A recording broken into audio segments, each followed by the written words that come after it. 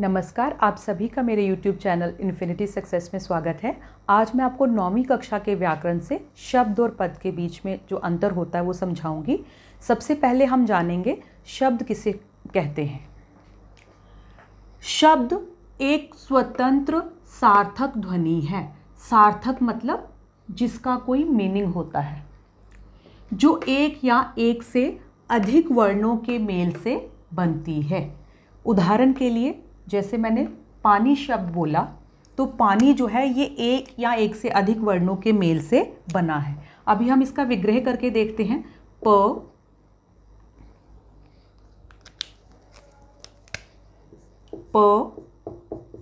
आ, न, ई, पानी। हम यहाँ देखेंगे कि ये एक से अधिक वर्णों के मेल से बना हुआ शब्द है। अगर हम एक वर्ण का उच्चारण करेंगे प, तो हमें ज्ञान होगा कि ये हिंदी वर्णमाला के व्यंजनों में से एक व्यंजन है प। इस तरह से हमें पानी का, जब हमने पानी शब्द बोला तो हमें पता चला कि ये पीने की चीज़ है, हम इसको पीने के लिए इस्तेमाल करते हैं और भी बहुत कार्यों के लिए पानी का जो है वो इस्तेमाल होता है। अब इसी शब्द को हम उल्टा करके लिखते हैं।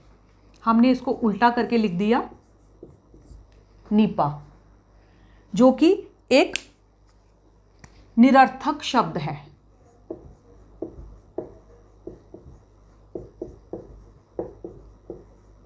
इससे हमें किसी भी बात का पता नहीं चल रहा। लेकिन पानी क्या है? एक सार्थक शब्द। इससे हमें, जब हमने पानी शब्द बोला तो हमें पता चला कि ये पीने की चीज़ है। पानी पीने के लिए इस्तेमाल किया जाता है और भी बहुत सारे कामों में ये इस्तेमाल होता है। इस तरह से पानी जो है इसका मीनिंग था, लेकिन नीपा जो है इसका कोई भी मीनिंग नहीं है, कोई भी अर्थ नहीं है। बहुत सारे लोग ऐसे हैं जो बात करते समय शब्दों के साथ निरर्थक शब्दों का इस्तेमाल भी करते हैं। जैसे पानी शानी पी लेते हैं, गपशप लगाते हैं, तो इस तरह से निरर्थक शब्दों का इस्तेमाल किया जाता है, लेकिन वो कोई भी अर्थ नहीं देते। अब हम जानेंगे पद किसे कहते हैं।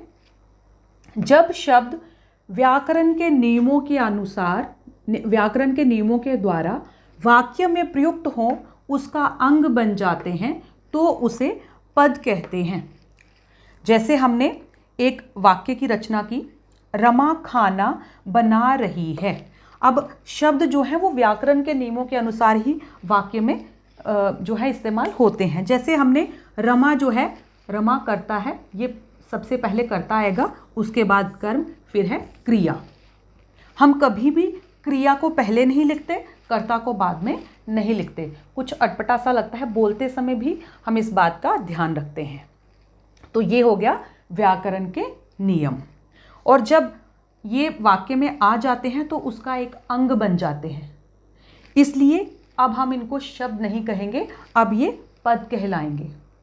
इनका एक अपना परिचय है, इनका एक अपना व्याकरणिक परिचय है, का अपना व्याकरणिक परिचय है। साथ में जो वाक्य होता है, वाक्य हमें किसी अर्थ के बारे में भी बताता है।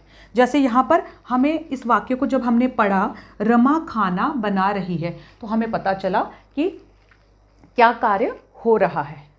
अब हम जानेंगे शब्द और पद के बीच में क्या अंतर है।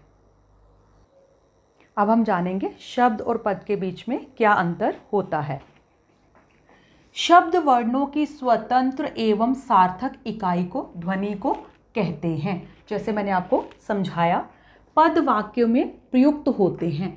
जब शब्द वाक्य में आ जाते हैं तो उनको पद कहते हैं। जैसे यहाँ पर मनोज पढ़ रहा है, अब ये पद बन गए हैं। शब्द का मात्र अर्थ परिचय होता है। जैसे यहाँ पर एक शब्द हमने बोला भूमि, तो भूमि किसी का नाम भी हो सकता है और भूमि धरती को भी कहते हैं। कमल, कमल किसी का नाम भी हो सकता है, कमल फूल को भी कहा जाता है। ये बस एक अर्थ का बोध हमें करा रहे हैं। पद का व्याकरणिक परिचय होता है, लेकिन जब शब्द वाक्य में प्रयुक्त हो जाते हैं तो उनका एक अपना व्याकरण के हिसाब से परिचय होता है, उनकी अपनी पहचान होती है। शब्द सार्थक एवं निरर्थक दोनों होते हैं। जैसे भूमि जो है, भूमि को हम मीभू कर देंगे, जो निरर्थक शब्द बन जाएगा, जिसका कोई भी अर्थ नहीं है। कमल को हम मकल कर देते हैं या लकम कर देते हैं, तो ये निरर्थक शब्द बन जाएगा जिसका कोई भी अर्थ नहीं होगा। अब पद वाक्य में अर्थ का संकेत देते हैं। जब शब्द वाक्य में आ जाते हैं, उसका हिस्सा बन जाते हैं, तो वो पद बन जाते हैं और वो किसी अर्थ का संकेत भी देते हैं। जैसे हम इस वाक्य को पढ़ रहे हैं, मनोज पढ़ रहा है, तो हमें पता चल रहा है मनोज कोई लड़का है, कोई आदमी है जो पढ़ाई का काम कर रहा है। तो इस तरह से आपने शब्द और पद दोनों के बीच में जो अंतर था उसको समझा। आशा है आपको अच्छे से समझ में आया होगा। तो प्लीज़ मेरी वीडियो को लाइक करना, शेयर करना और मेरे चैनल को सब्सक्राइब करना मत भूलना। आपका बहुत बहुत धन्यवाद।